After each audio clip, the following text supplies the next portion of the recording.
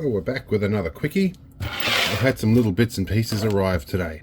Some little threaded ferrules and some ball detent pins. That's because we're going to do stuff with my survival rifle. Now, because of the nature of where I live, you can't have silencers or suppressors. So I figured a little thread protector like this might be a sensible addition for this rifle. So it doesn't get gummed up and whatnot. So I'm glad I actually found this. There's a little clip here where I poked through all the nuts and bolts in my old man's place. You can see what his shed's like. Now, this is why you have senior engineers on the book, so that we can go through all this collection of random nuts and bolts and find something that fits. Needless to say, in that process, he didn't have anything that fitted it. Little red tip. That's gonna stop somewhere about there. Interesting. I had hoped to sort of make it look pretty, but that's not going to work real well for protecting that thread. It's going to stop sort of halfway along. So that was a nice idea, but that one's not quite going to work so well.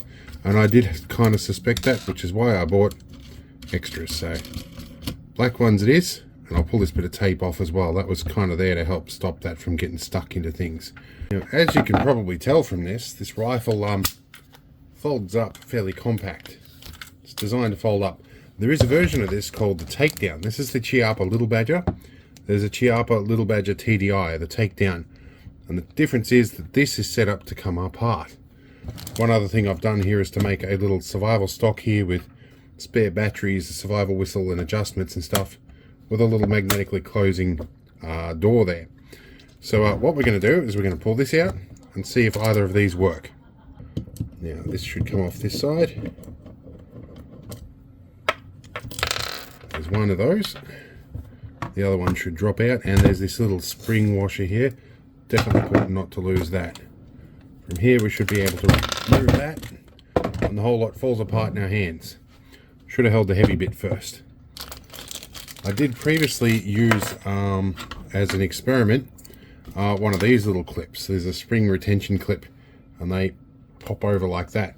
The problem is when that was folded under there, it inhibited folding of the rifle too much.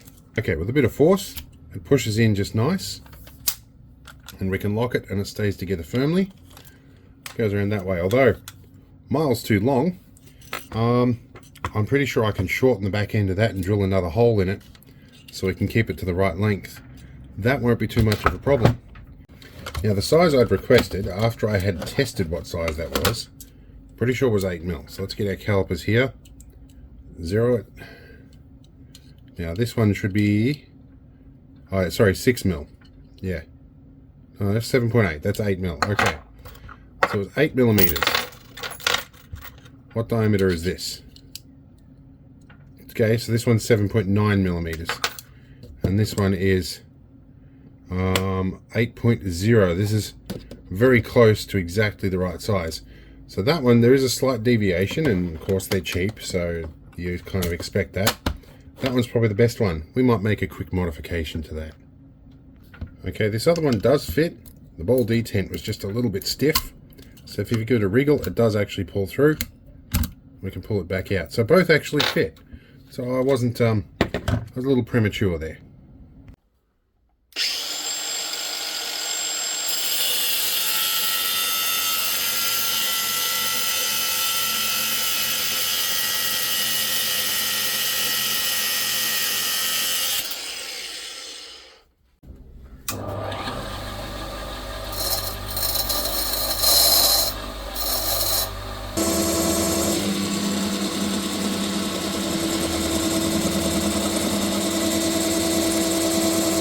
Alright, we've got our rifle just held together loosely here, and we have our shortened pin that should just push through if I give it a bit of a wriggle.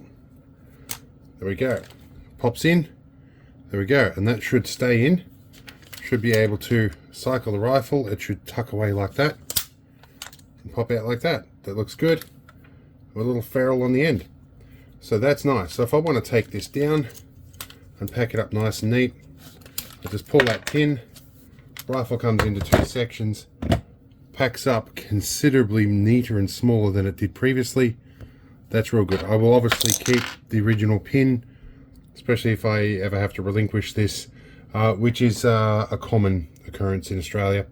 I'll go into that in more detail in another video if people ask, but I'll put all my spare bits back together. But yeah, nifty little bit of gear. Anyway, we'll see you in the next one, and I hope it was fun.